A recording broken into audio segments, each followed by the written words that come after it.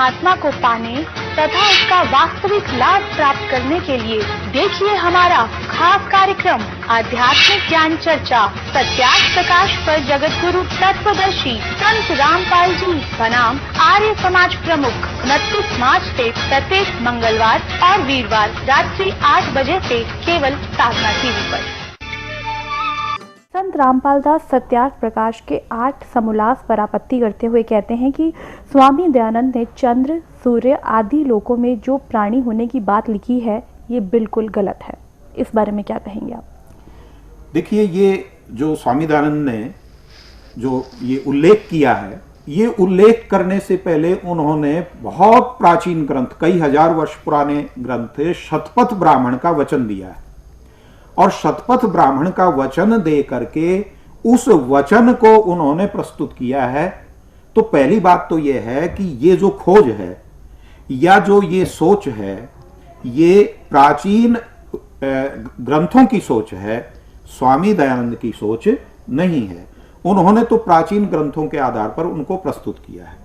दूसरी बात यह है कि वहां पर अगर आप पढ़ेंगे तो इनको एक विशेष नाम दिया गया है, लोकांतरों को, चंद्र, सूर्य, पृथ्वी आदि को वसु। और वसु के दो अर्थ हैं कि ये लोकांतर वसु क्यों कहलाते हैं। उसके दो कारण हैं। एक तो इस कारण कहलाते हैं कि क्योंकि इन लोकों में मनुष्य आदि प्रजा निवास करती है, और एक इस कारण से ये वसु कहलाते हैं कि इनके कारण से किसी भी लोक में जीवन संभव होता है।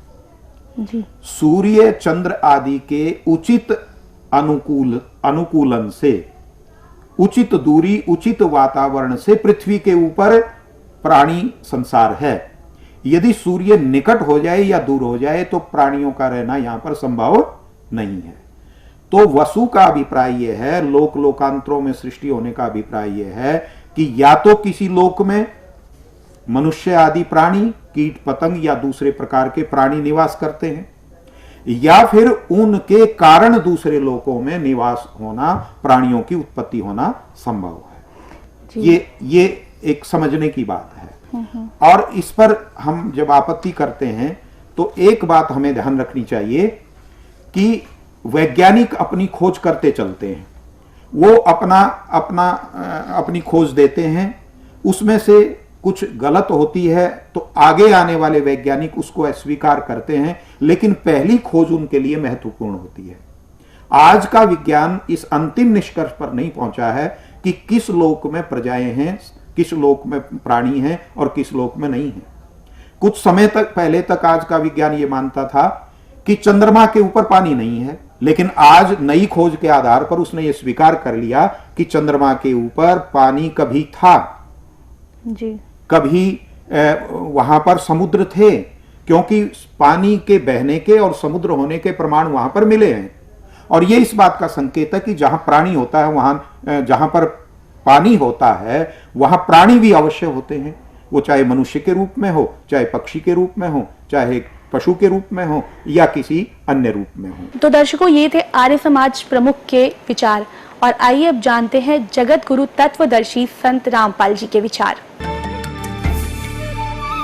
स्वामी दयानंद जी ने सत्यार्थ प्रकाश के 8वें समोल्लास में लिखा है, किसी ने प्रश्न किया है, क्या सूर्य, चंद्रमा, नक्षत्रों पर भी पृथ्वी की तरह मनुष्य आदि माने मनुष्य और अन्य पशु पक्षी वहाँ रहते हैं? स्वामी जी ने उत्तर दिया, हाँ, उन सभी सूर्य, चंद्रमा, नक्षत्रों पर, सभी पर लोकांतरों में मनुष्य रहते हैं, मनुष्य आदि सृष्टि है। और दयानंद के भक्तों ने इसमें ऑब्जेक्शन किया है। स्वामी दयानंद जी के अपने विचार नहीं है ये तो उन्होंने शतपथ ब्राह्मण, बहुत पुराने ग्रंथ के विचारों को वहाँ पर प्रस्तुत किया, उनका अपना विचार नहीं है। पुण्यात्माओं, सत्यार्थ प्रकाश महर्षि दयानंद करते हैं, और कोई भी लेखक अपनी अनुभूति, अपना अनुभव लिखता है तो उस अपने अनुभव के पुष्टि के लिए किसी सदग्रंथ का समर्थन लेता है और उसमें भी यही बताने की चेष्टा करता है, देखो इसमें भी ऐसा लिखा और मैं भी ऐसा ही मानता हूँ। तो दयानंद के भक्तों का ये कहना ये केवल दानंद के अज्ञान पर लिपा पोती करना ही मात्र है। आप फिर पढ़िए, देखिए, ये है वही सत्यार्थ प्रकाश, स्वामी दानंद सरस्वती विरचिता है। आज सत्यार्थ प्रकाश है, वेदादि विविध सदशास्त्र प्रमाण, यानी वेदादि से मिला के इसको सदशास्त्रों के प्रमाणों के आधार पर लिखा है स्वामी दानंद जी ने। प्रकाशक हैं वैदिक यति मंडल, दानंद मठ, दीनानगर, पंजाब से। प्रकाश इसके छापने वाले कौन हैं? मुद्रक हैं आचार्य प्रिंटिंग प्रेस, दानंद मठ, गुहाना मार्ग, रोहतक से।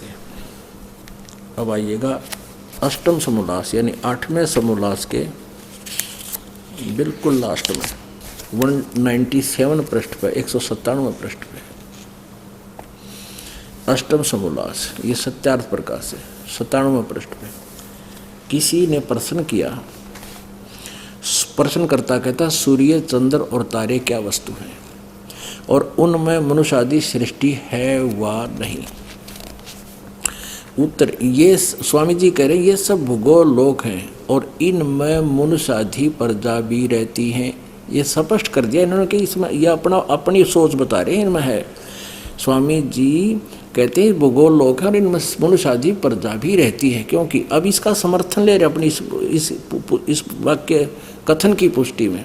सत्यपथ ब्राह्मण कांड 14 का इसका अर्थ क्या लिखा है कि पृथ्वी, जल, अग्नि, आयु, आकाश, चंद्र, नक्षत्र और सूर्य, इनका वसु नाम इसलिए है कि इन्हीं में सब पदार्थ, सूर्य में भी सब पदार्थ का जो किस्म से सेब संतरे और प्रजा बसती है, सारी प्रजा, और ये ही सबको बसाते हैं, क्योंकि इनके बिना ये बस इनके अंदर ही सब बसते हैं, ये सबको बसाते हैं, जिसलिए वास के निवास करने के घर हैं। स्पष्ट किया इसमें भी, इसके जिसने समर्थन ले रहा वो भी नहीं कहा, ये इसलिए वास के निवास के घर हैं, सूर्य में रहने योग्य हैं, वहाँ का ये घर है, वहाँ वास के निवास के घर हैं, इसलिए इनका नाम वसु है।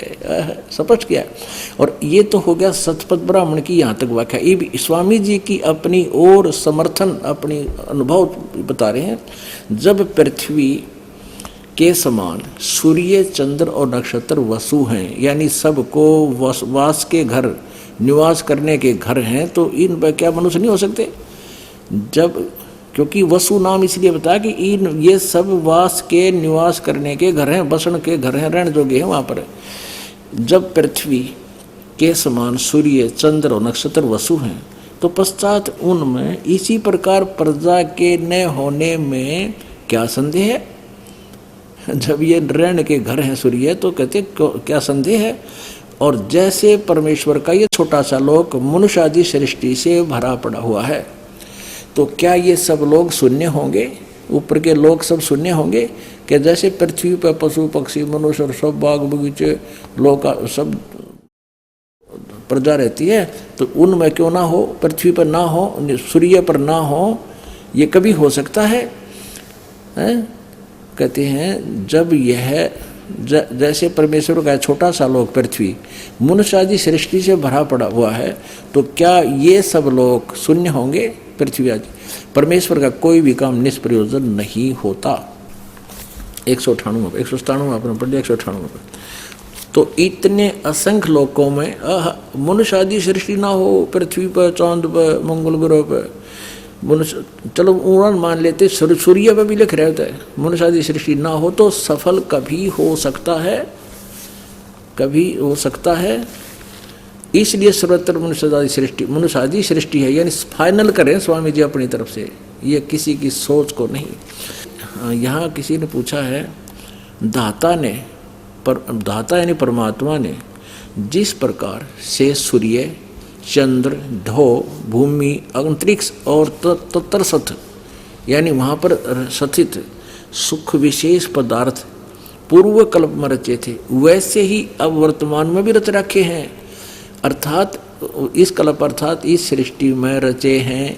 वाह जी वाह। और तथा सब लोकांतरों में भी बनाए हैं, भेद किंचित मात्र नहीं होता।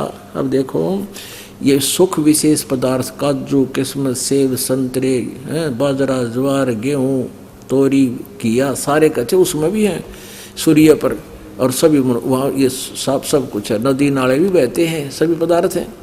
फिर प्रश्न किया कि जिन वेदों का इस लोक में प्रकाश है उन्हीं वेदों का उन लोकों में भी है प्रकाश है वा नहीं? स्वामी जी कहते हैं उन्हीं का है, यानी सूर्य पर रहने वाले व्यक्ति वेदों को भी पढ़ते हैं।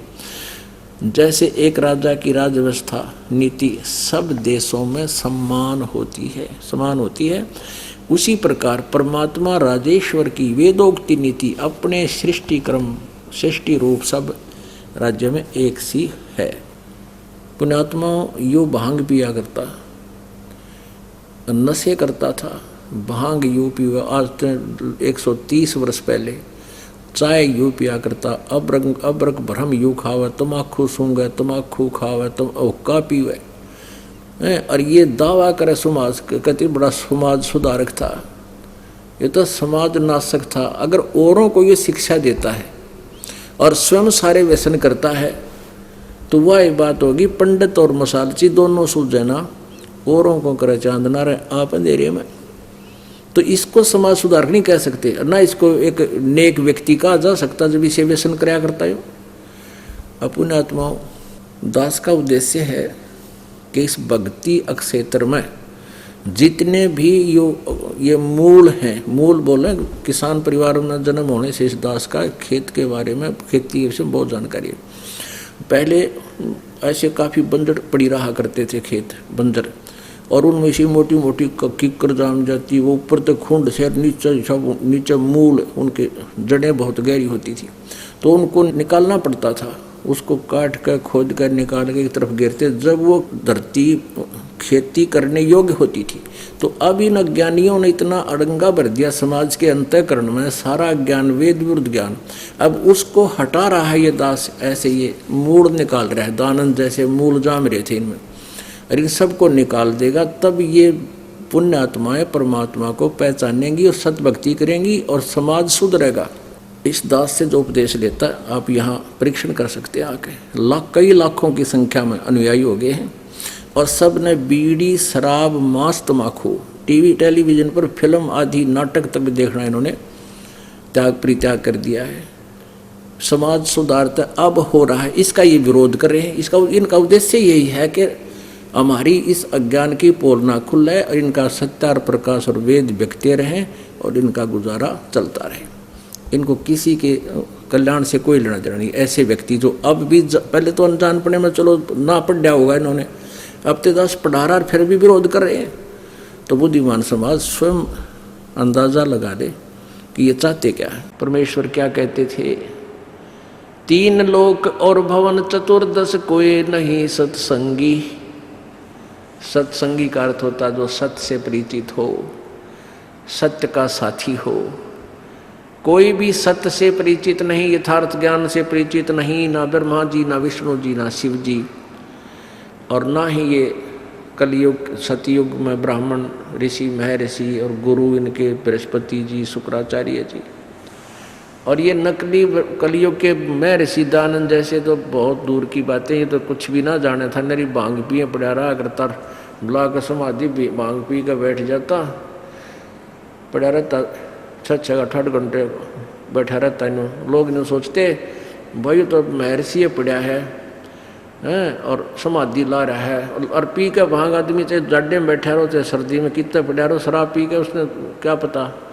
अब ये भांग पीता था महर्षि दानंद, और किस चीज़ में लिखा है ये देखिएगा। महर्षि दानंद सरस्वती का जीवन चरित्र, अमर शहीद पंडित लेखराम द्वारा संकलित प्रमाणित उर्दू भाषा का आर्य भाषा में अनुवाद।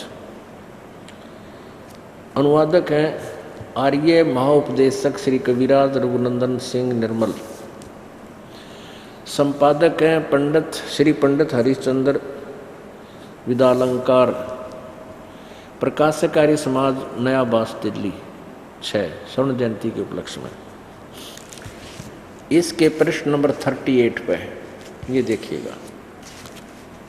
ये यहाँ का महर्षि दानंद, ये क्या कहता है, 1 अक्टूबर सन 1856। देखियो 1857 में इनके विषय में लिखा कि स्वतंत्रता संग्राम में इनका बड़ा योगदान था।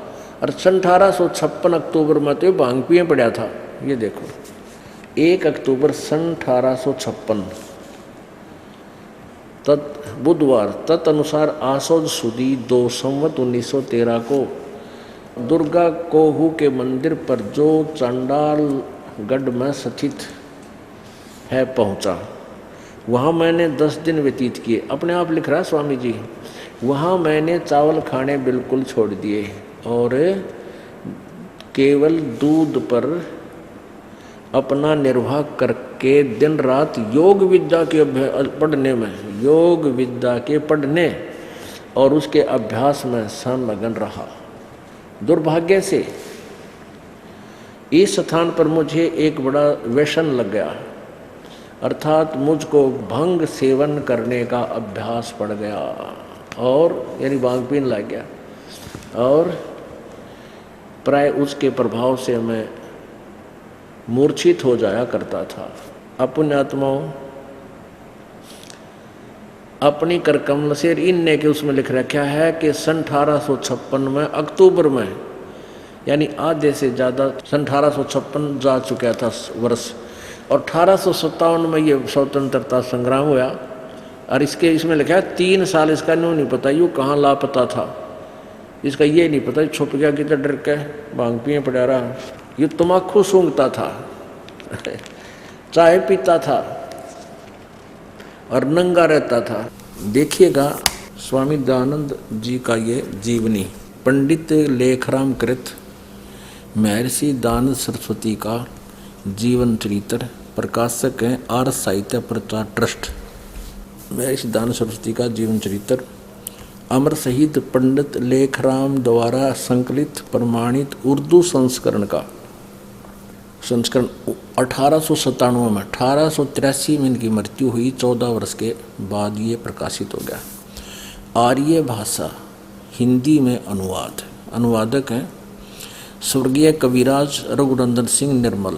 संपादक हैं डॉक्टर भवानीलाल भारतीय, सेवानिवृत्त प्रोफेसर तथा अध्यक्ष दयानंद शोध पीठ पंजाब विश्वविद्यालय। प्रकाशक हैं आर्य साहित्य प्रचार ट्रस्ट, ये खारी बावली इतने 455 खारी बावली दिल्ली। इसमें देखिएगा 92वें पृष्ठ पे ये 92 है, ये मिस प्रिंट सा हो रहा है। यहाँ देखिएगा एक बार हरिद्वार से गढ़ मुक्तेश्वर तक और पश्चात कर्णवास और रामघाट तक स्वामी जी सीधे चले आए, फिर लौटकर गंगा के तट पर साथ साथ आए। इसी समय में पंडित ज्वाला प्रसाद गौड़ पिलखणी निवासी जिला बुलंदशहर वर्णन करते हैं कि पहले पहले मुझे स्वामी जी के दर्शन कर्णवास में वैशाख मास संवत 1924 में हुए, जब यूँ 46 वर्ष का था। संवत 1924 में हुए तो वहाँ गंगा के तट पर स्नान करके नग्न बैठे थे।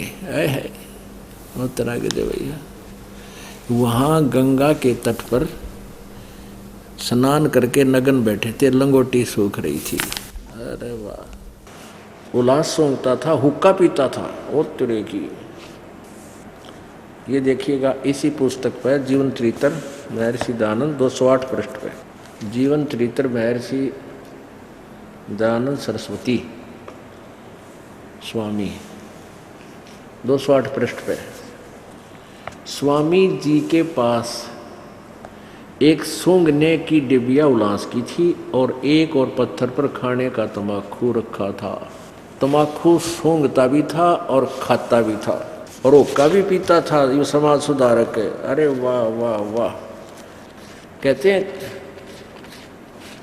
करनी तज कथनी कथें अज्ञानी दिन रात और कुकर जो भौकत फिर ये सुनी सुनाई बात। आप अमर है नहीं और आने समझाओ, ऐसा नहीं करना चाहिए। ये देखिएगा, ये देखना नंगा भी रहता था। ये 129 पृष्ठ पे स्वामी जी उन दिनों फूस से शरीर ढांक लेते थे और हाथ पहुँचने के लिए एक मिट्टी का ढेला पड़ा था। कौपीन केवल एक ही थी, दूसरी नहीं रखते थे और एक हुलास की पुड़िया थी, क्योंकि हुलास सूंघा करते थे, जय हो महर्षि दयानंद समाज सुधारक की। अब देखो हुक्का पीते थे। अपने आत्माओं, दास अपनी तरफ से कुछ नहीं कह रहा, क्योंकि परमात्मा कबीर जी ने इन अज्ञानियों को यहाँ से इनके अज्ञान के पोल खुलवा कर जनता को ये जचाना है, नकली और असली का भेद बताकर सत्य पर आधारित करने के लिए ये सारा प्रयत्न हो रहा है, ताकि इसको समझेंगे सुनेंगे तभी तो इससे दिल अटकेगा हमारा, फिर हम यथार्थ ज्ञान को प्राप्त करेंगे। तो वेदों में लिखा है, हम इन दंत कथाओं को क्यों ग्रहण करें जिन नकलियों ने हमें बता रखा। हम वेदों को सत्य मानते हैं तो वेदों अनुसार ही साधना करें, कल्याण हो जाएगा। 302 पृष्ठ पे यहाँ देखिएगा, इस स्थान पर उर्दू संस्करण में स्वामी जी के हुक्का पीने के विषय में निम्नलिखित शब्दों में विवरण लिखा है। अब ये जो पहले पुस्तक किसी ने उर्दू में लिखी थी, उसका हिंदी अनुवाद है, तो यह अनुवाद करता हिंदी से उर्दू से हिंदी में, वो कह रहा है कि इस स्थान पर, ये ऊपर उन्होंने एक प्रमाण दिया इसका, यहाँ पर ये नीचे यहाँ से देखिए, ये एक लिखा है, यहाँ से यहाँ देखते हैं कि सन 1877 यानी 1883 में इनकी मृत्यु होगी। 6 साल पहले सन 1877 को मेरठ पधारे और सूरज कुंड पर बनी हुई डिप्टी महताब सिंह की कोठी में ठहरे। उस कोठी पर अंग्रेजी में यह लिखा हुआ था कि यह कोठी प्लॉडन महोदय की स्मृति में यूरोपियनों के प्रयोग के लिए बनाई गई है। वहाँ स्वामी जी 10-15 दिन रहे।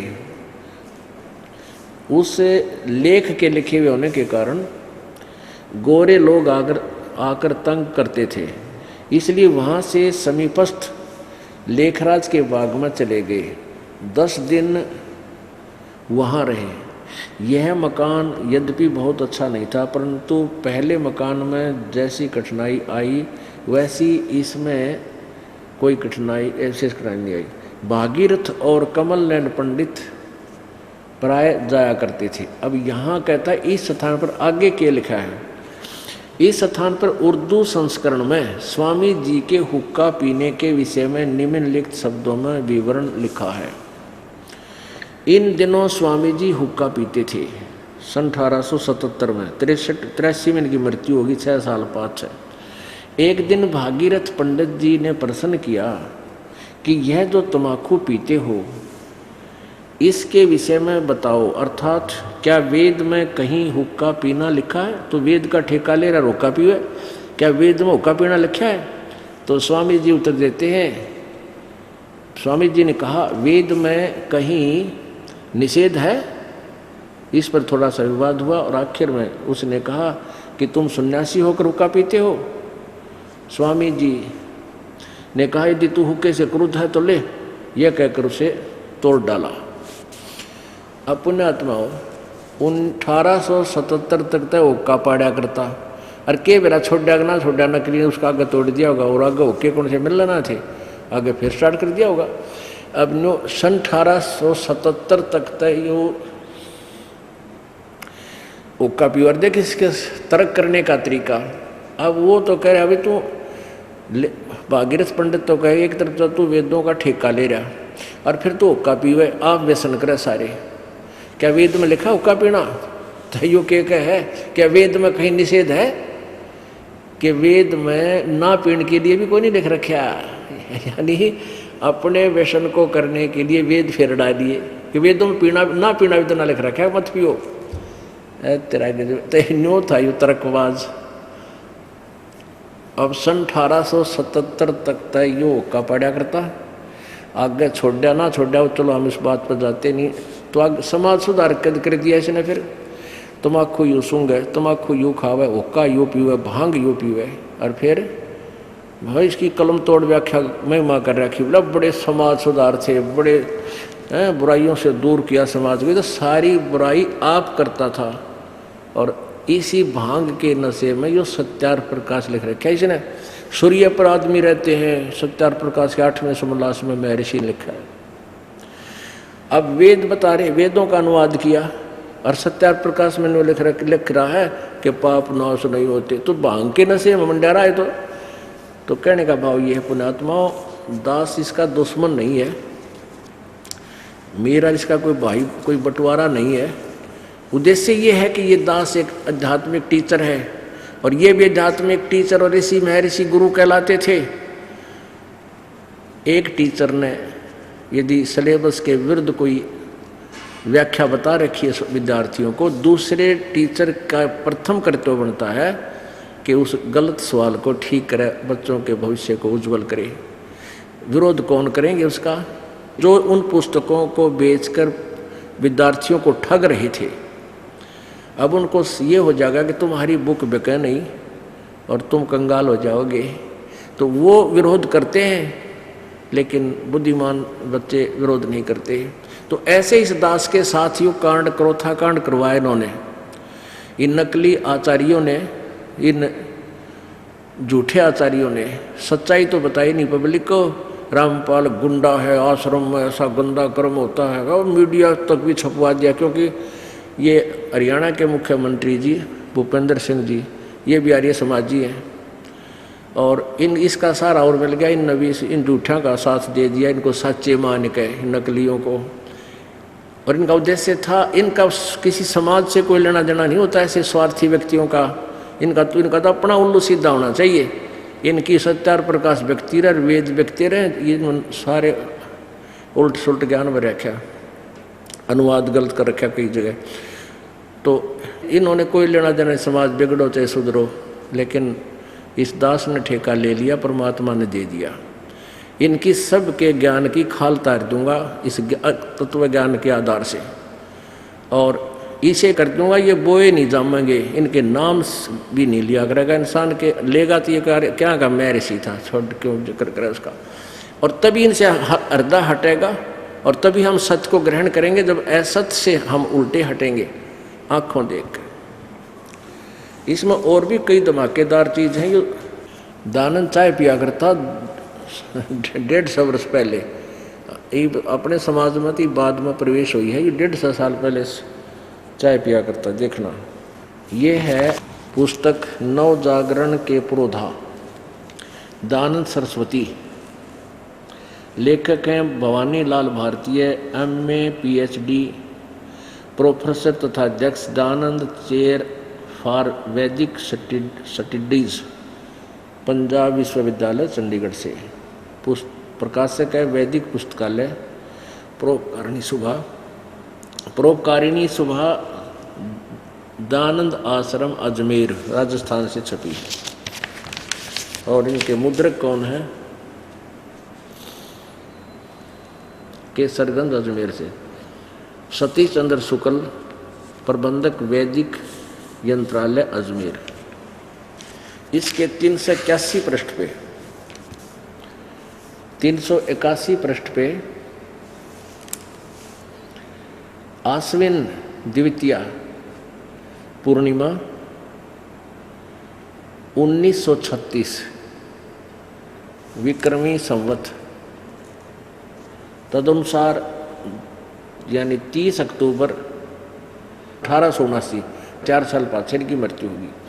गुरुवार को साय 6 बजे दानपुर पहुँचे। उनके साथ पंडित भीमसेन, पंडित देवदत्त, एक अन्य पंडित एवं साधु तथा एक सेवक था। आर्य समाज के सभा सदस्यों के अतिरिक्त सैकड़ों लोग उनके दर्शनार्थ एवं स्वागत हेतु स्टेशन पर उपस्थित थे।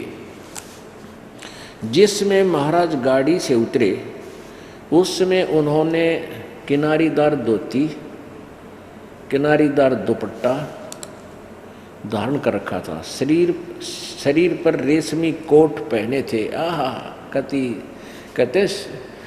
वो सिर पर टोपर, हाथ में रेशम का रुमाल, यौन मत था। कहते हैं शरीर पर रेशमी कोट पहने थे, जिसमें चैनदार घड़ी लगी हुई थी। अच्छा आगे देखो। उन्हें बाबू माधोलाल के घर पर लाया गया। वहाँ स्वामी जी ने चाय के साथ कुछ अल्पाहार किया। वारिस समाज सुधारक और पुण्यात्मा, यो शायद लिखना भूल गए होंगे, शराब भी पिया करता, कितना लिखन पाए होंगे। यानी इस आदमी का किसी वस्तु की टाल नहीं थी, यो कति पूरा व्यसन कर, सब व्यसन किया करता था। इति सिद्धम इन्हीं के द्वारा लिखा। तो इसे व्यक्तियों से हम के उम्मीद रखे हैं कि इन्होंने हमें ज्ञान सही दिया होगा, और बोली आत्मा इसको सिर पर धरे, इस सत्यार्थ प्रकाश को बड़ा बड़ा सत्यार्थ प्रकाश कैसा ज्ञान नहीं और दानंद जैसा विद्वान नहीं, ये इनके अनुयायी गुण गाया करते इसके। पुण्यात्मा सन 1947 में जब भारत देश का विभाजन हुआ, उस समय मुसलमानों का और हिंदुओं का आपस में झगड़ा हो गया। ये कराने वाले भी ऐसे नालायक व्यक्ति होते हैं जो हमें आपस में लड़ा कर अपना उल्लू सीधा करते हैं। तो हमारे गांव है दनाना, जिला, अब पहले रोहतक में था, अब जिला सोनीपत में। उसके से 8 किलोमीटर की दूरी, 7-8 किलोमीटर की दूरी पे एक चांदी गांव है, चांदी, उसका नाम चांदी है। उसमें मुसलमान ज़्यादा थे, पूरा मुसलमानों का ही गांव था। तो उसमें आसपास हिंदू अक्षेत्र ज़्यादा होने के कारण उनको कड़ी सुरक्षा में रखा हुआ था, और वो बाहर भी टट्टी पानी 5-4 दिन नहीं गए, अंदर ही टट्टी करते थे, फ्रेश होते थे और अंदर ही रहते थे, डर के मारे कि कहीं हिंदू तुम्हें मार ना दे। तो वो चले गए। जब वो क्या कर गए, एक उसमें टीन में या एक जैसे घी रखते थे ना, जिसमें अब टीन बताते हैं, वैसे कोई 12 बता दे, सच्चाई से हमने परिचित होना इसका जो भी है। एक टीन जैसे पीपा, उसमें क्या करा उन्होंने, जंगल पर यानी फ्रेश हुए और उसमें डाल दे उस टीन में, और वो जो भर गया उसका लॉक लगा के ताली ले गए गिला। वो गंद मल सारा उसमें भर गए, अब बार बदबू ना हो इसलिए उसने ढक कर रखा। और वो ऊपर तो ईसा चीकना जैसे वो उसमें पहले घी डालते होंगे, वो खाली हो गया होगा। दनाने गांव का एक भगत, एक व्यक्ति था, और गांव के लोग और भी 20-30-50 और आसपास के गांव के पहुंच गए। भाई मुसलमान चले गए और वो बहुत सा सामान छोड़ कर गए होंगे, सारा नहीं ले गए, और हड़दर्सी मची हुई थी। तो नई जूती पहन कर चाला करते हैं। तो उसका पिता था 20-25 वर्ष का, उसका पिताजी बोला, रहा नई जूती की चाला तू? ने बोला चांदी जाऊँ हो, मुसलमान जा लिए, घना धन लाऊंगा उड़े। तो वो कहने लगा, रहे जूती नहीं पहन रहा तू, जूती काट जाए यहाँ पर। ने बोला ना, जूती क्यों काट जाए? बोला खोका होगा, खोऊंगा क्यों? तो उसने क्या देखा, जहाँ जिस घर में वो प्रवेश करने लगा वो बहुत साफ सुथरा लीप रखा था। उसने जूती बाहर काट दी गली में, वो जूती किसी और ने पहन ली। वो जो उन मतलब लूटनिए जा रहे थे, बढ़िया जूते थे। उसने और तक कुछ पाया ना, उसने सोचा इस समय घी भर रखा है और ये ले नहीं गए, लौक रहा है लाग, और उन्हें ठहर रहा अंधेरे में, सिर पक दे कोई और ना देख ले। उस गंध ने घी समझ के 8 किलोमीटर सिर पर धर के की तरह में पानी भी नहीं पिया, दे कोई पाछे ता जाने का दम न दे दे। अब सुबह पहुंच गया वो घर पे, थोड़ी सी दिन निकलना हो रहा था, सूर्य उदय होने वाला था। उसका पिताजी बैठा गली में, ने बोला, रहा के ले आया तू? ने बोला, आजा माल ले आया सो, आजा माल ले आया सो। उसका पिताजी बोला, रहा जूती कित गई? बोला जूती तो ठारी किसी ने। बोला अच्छा। जो पहले एक गरीब सौदा था, एक जूते ना मुश्किल तो जूती ना बना करती गरीब आदमियों पे। घर ले जाके और अंदर बिल्कुल पिछले कोठे में, ने बोला, आजा बाबू पिताजी आजा देख। वो ताला तूड़ा तोड़ा, वो खोल के देखा गोबर, अरे तरह गजब भैया। उसका बाबू ने उसका मारे दुआ छड़े, ने बोला तुम 20-30 की जूती और खोजी, लेकिन मैं गंद उठा लिया। अब उनने वो वहाँ से उठाना मुश्किल हो गया, कित पटका इसने उठा, क्योंकि बाहर ना गया कोई गिर देना उसने, बाहर कुर्डिया बैठा के ले गए कि तो, और 1 किलोमीटर और पटका उसने जा। तो यो वो चांदी आड़ा 12 था, यो सत्यार्थ प्रकाश। और इसको अनमोल वेदों अनुसार वेदों अनुसार लिखा हुआ ज्ञान समझ कर तो ये सिर पर दरियाने थे। अभी न कि तो ये फूकना मुश्किल हो जाएगा, वो दिन दूर नहीं है।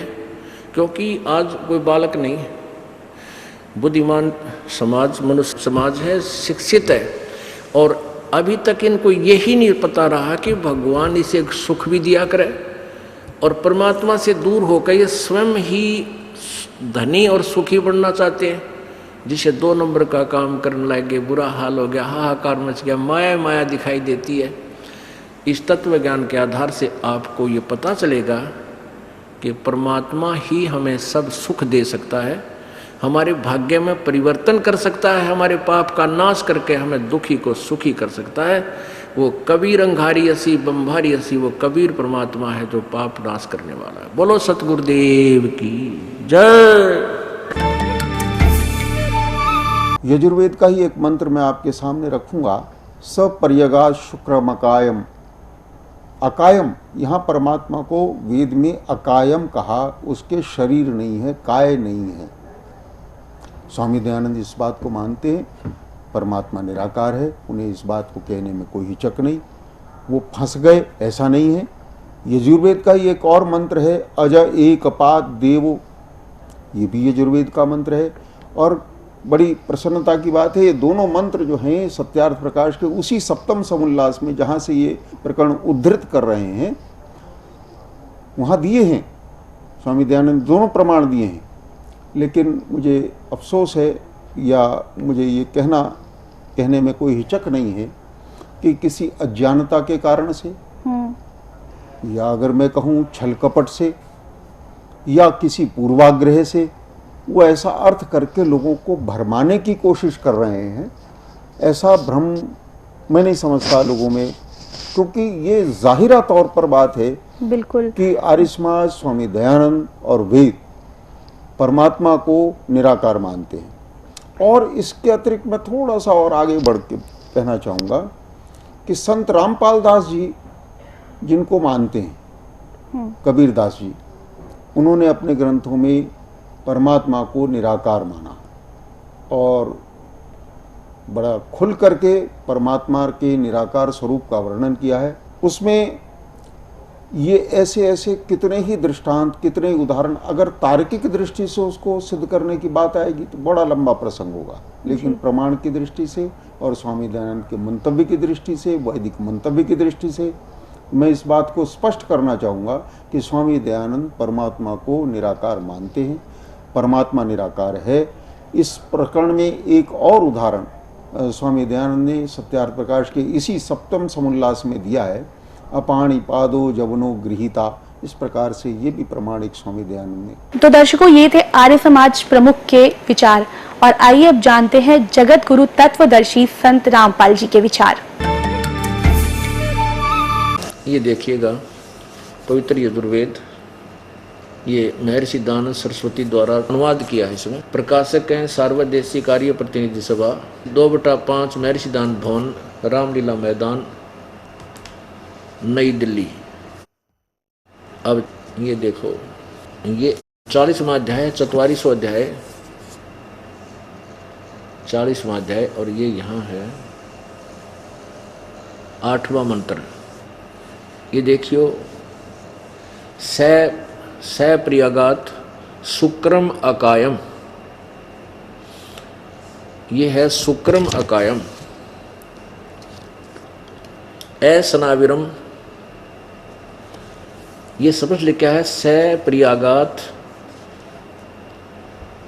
शुक्रम अकायम अवर्णम असनाविरम शुद्धम अपाप अविधम। ये है कबीर मनीषी, कबीर मनीषी ऊपर लगा है, कबीर मनीषी परिभू स्वयंभू यथार्थ यथा तथ्य। स्वयंभू अर्थात यथा तथ्य, ये कबीर मनीषी। स्वयंभू यथा तथ्य अर्थान व्यवधाता शाश्वती भय समाभय। अब ये क्या लिखा है, कबीर मनीषी। वो कबीर सर्वज्ञ, मनीषी माने सर्वज्ञ, यानी जिसकी चाह सबको है, वो परमात्मा जो सर्वज्ञ है, सब ज्ञानों का जानने वाला कबीर, वो कबीर मनीषी। हम इसको कबीर बोलते हैं, कबीर। परिभू, इसमें लिखा है सप्रयागात शुक्रम अकायम असनाविरम। शुक्रम अकायम, ये देखो इन्होंने अनुवाद किया, शुक्रम अकायम असनाविरम, नाड़ी आदि के साथ संबंध बंधन से रहित। अब इसने तो स्वामी जी ने तो ठेका ले रखा था गुड़ का गोबर कर्ण का। क्या लिखा है, मनुष्य जो ब्रह्म, शुक्रम माने शीघ्रकारी, सर्वशक्तिमान, अकायम स्थूल सूक्ष्म और कारण शरीर से रहित, अवर्णम छिद्र रहित और नहीं छेद करने योग्य, असनाविरम नाड़ी आदि के साथ संबंध बंधन से रहित, शुद्धम अविद्या आदि दोषों से रहित होने के सदा पवित्र, जो पाप युक्त, पापकारी और पाप में प्रीत करने वाले सभी कभी नहीं होता। प्रिय अगात, जो सब ओर से व्यापक है, वह कबीर मनीषी है। देखो कबीर का अर्थ लिख दिया, कबीर को इन्होंने सर्वज्ञ अर्थ कर दिया। हम इसको कबीर या अपसर्ग ला दे, चाहे ऐसे लिख दे, जैसे ये यजुर्वेद है। अब इसके ऊपर छोटी रह की मात्रा है, यहाँ हम 2 बिंदी ला दें, इसने अलग अलग कर दें तो भी ये पुस्तक का बोध कराता है, और एक रह ला कर उसका हलंत लगा दें तो भी यजुर्वेद ही बोला जाएगा, और इसके पवित्र पुस्तक का ही बोध है। इसी प्रकार ये कबीर मनीषी, इन्होंने क्या लिख दिया, कबीर का 2 अपसर्ग लाकर ये बना दिया, सर्वज्ञ अर्थ कर दिया। और मनीषी सब जीवों के मनों की वृत्ति को जानने वाला कोई कवि। अगर इसको हम कवि की संज्ञा दें इस शब्द को इनकी व्याकरण अनुसार, तो क्या वो कवि कभी सभी जीवों की मनोवृत्ति से परिचित हो सकता है? नहीं, कोई भी कवि सर्वज्ञ नहीं हो सकता जो सर्वज्ञ अर्थ करते हैं। तो यहाँ परिभू का अर्थ है सबसे पहले प्रकट होने वाला, दुष्ट पापियों का तिरस्कार करने वाला, स्वयंभू अनादि स्वरूप, जिसके संयोग से उत्पत्ति, वियोग से विनाश, माता पिता, गर्भवास, जन्म, वृद्धि और मरण नहीं होता, वह परमात्मा। देख कितनी बकवाद कर दी। स्वयंभू का सीधा अर्थ होता जो स्वयं प्रकट हो। इसने तो बकवाद करने का मतलब था, ठेका ले रखा था अड़ंगाकरण का, अज्ञान बनाने का। अब स्वयंभू का अर्थ है जो स्वयं प्रकट हो, अपने आप बनने वाला। और इसने इस सच्चाई को उलझाने के लिए कितनी लंबा उलझ पुलझ करके और ठोक दिया अड़ंगा इस वेद को। ज्ञान वेद बिल्कुल सही है, लेकिन अनुवाद करता ठीक नहीं थे, इनको ज्ञान नहीं था। अब इसमें स्पष्ट लिखा है शुक्रम अकायम असनाविरम। अब शुक्रम माने वीर्य, अकायम जो उस शुक्र से बनी हुई काया और नाड़ियों से रहित, जैसे परमात्मा का शरीर हम जैसा माता पिता के संयोग से बना हुआ नहीं है। लेकिन इसलिए स्वयंभू लिखा उसमें शब्द, स्वयंभू नहीं लिखते फिर अगर ये, और शुक्रम नहीं लिखते, अकायम असनाविरम ठीक था। भगवान बिना काया का, बिना नाड़ी क्यों लिखा? जब काया ही नहीं है तो नाड़ियाँ का जिक्र नहीं आ उसके विषय में। शुक्रम अकायम यानी वो माता पिता के, यानी शुक्र से बनी हुई उसकी काया और नाड़ियों वाली काया नहीं है, वो स्वयंभू है, वो स्वयं प्रकट होने वाला है, वो परिभू है, सबसे पहले वाला सनातन परमात्मा। परिभू माने सनातन परमेश्वर। वो कबीर मनीषी, वो कबीर सर्वज्ञ है, वो कबीर परमात्मा है जो सर्वज्ञान युक्त, और जिस परमेश्वर की चाह हम सबको है, वो परमात्मा कबीर है। यहाँ देखिएगा समोल्लास नंबर 57 समोल्लास है, 7वां समोल्लास, सत्यार्थ प्रकाश है। 154 पृष्ठ पे किसी ने प्रश्न किया, प्रश्न करता कहता है ईश्वर साकार है व निराकार? उत्तर महर्षि दयानंद का निराकार। 155 पर ही अपने इस निराकार वाले सिद्धांत को भी खंडित कर रहे हैं स्वामी जी, देखना। किसी ने पूछा, प्रश्न किया कि परमेश्वर की स्तुति, प्रार्थना और उपासना करनी चाहिए व नहीं? अब उत्तर स्वामी जी का करनी चाहिए प्रसन्न। क्या स्तुति आदि करने से ईश्वर अपना नियम छोड़कर स्तुति प्रार्थना करने वाले का पाप छुड़ा देगा, यानी पाप नाश कर देगा? स्वामी जी कहते नहीं। तो फिर स्तुति प्रार्थना क्यों करना? अब वो प्रश्नकर्ता सही कह रहा है, फिर प्रार्थना और स्तुति का क्या करेंगे करके? तो स्वामी जी क्या उत्तर देते हैं? उनके करने का फल और ही है, अन्य ही है। प्रश्न क्या है? उत्तर, स्तुति से ईश्वर में प्रीति, उसके गुण कर्म स्वभाव से अपने गुण कर्म स्वभाव का सुधरना, प्रार्थना से निरभिमानता, उत्साह और साहे का मिलना, और उपासना से परब्रह्म से मेल और उसका साक्षात्कार होना। अब इस निराकार की थ्योरी को इसने अपखंडित कर दिया कि परब्रह्म से मेल हो जाता है और उसका साक्षात्कार हो जाता है। साक्षात्कार तो साकार से हो सके, निराकार का साक्षात्कार क्या? अब बात रही कि पाप नाश नहीं होते साधना करने से। स्वामी जी कहते हैं भगवान की भक्ति करने से पाप नाश नहीं होते। इसी के 163 पृष्ठ पे और क्लियर किया है इस विधान को कि परमात्मा पाप नाश नहीं कर सकता। ये देखो 163 पृष्ठ पे सप्तम समोल्लास में, प्रसन्न अपने भक्तों के पाप अक्षमा करता है वा नहीं, यानी पाप नाश करता है वा नहीं। उत्तर स्वामी जी का नहीं, क्योंकि जो पाप अक्षमा करे तो उसका न्याय नष्ट और सब मनुष्य महापापी हो जाएं, क्योंकि उनको पाप करने में उत्साह और निर्भयता हो। जैसे कोई राजा अपराधियों के पाप की अक्षमा करे तो वे अधिक अधिक अपराध करने लगे, और जो अपराध नहीं करता हुआ भी अपराध करने से न डरेगा। इसलिए सब कर्मों का यथावत फल देना ईश्वर का काम है, अक्षमा करना नहीं। ठीक। अब जैसे स्वामी दयानंद जी का विधान और अन्य जितने भी ऋषि और गुरु आपने पढ़ा सुना, इनका अपनी सोच है, क्योंकि इनके पास वो मंत्र साधना नहीं थी जिससे पाप नाश हो सकता, जो वेदों में प्रमाण है। अब स्वामी जी दयानंद जी कह रहे हैं कि उपासना भक्ति से, भगवान की भक्ति से, उपासना से पाप नहीं कट सकते, पाप नाश नहीं हो सकते। तो क्या ये ऋषि हो सकता है जो ऐसे विचार रखता है? जैसे कोई डॉक्टर से पूछे और उसने बहुत बड़ा बोर्ड ला रखा है भाई वैद्य का, उससे कोई मिलता है और कहता है, पूछता है क्या औषधि खाने से रोग नाश हो सकता है? और वो उत्तर देता है सामने वाला कि नहीं, औषधि खाने से रोग नहीं कट सकता। तो प्रश्न करता कहे फिर औषधि किस लिए खावा भाई जब रोग ना कटे?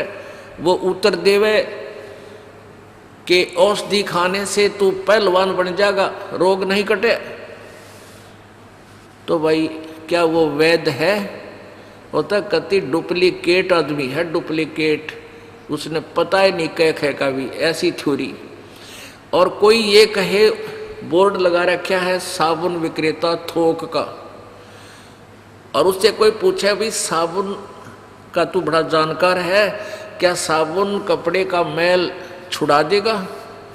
और वो ने होगा नहीं, कपड़े का मैल नहीं छुड़ा सकता साबुन। तो वो फिर भाई साबुन का फायदा क्या? एक तरफ तक है साबुन का प्रयोग करना चाहिए, भगवान की उपासना करनी चाहिए, लेकिन साबुन मैल नहीं छुड़ावे और क्या करेगा? कपड़े को मजबूत बना देगा। ऐसा सिद्धांत, ऐसा विधान इस कथित महर्षि दयानंद का है। तो क्या ये महर्षि हो सकता है? परमात्मा के गुणों में लिखा है कि वो पाप नाश कर देता है। उन परमात्मा के गुण किस में लिखे हैं? वेदों में। अब आपको दिखाते हैं वेदों में 6 बार गवाही दी है। यजुर्वेद अध्याय नंबर 8 के श्लोक नंबर 13 में, मंत्र नंबर 13 में 6 बार कहा है कि पूर्ण परमात्मा परमेश्वर अपने भक्त के घोर पाप का भी नाश कर देता है।